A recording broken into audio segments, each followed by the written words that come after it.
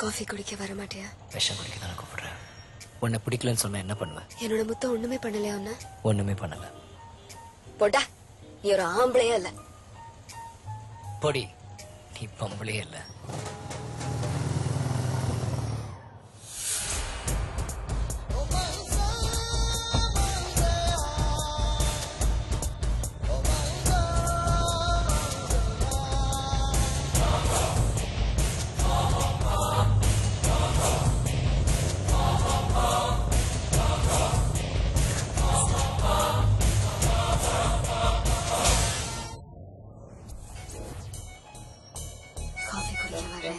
அந்த காரை அங்கிருந்து எடுக்க போறியா இல்லையா?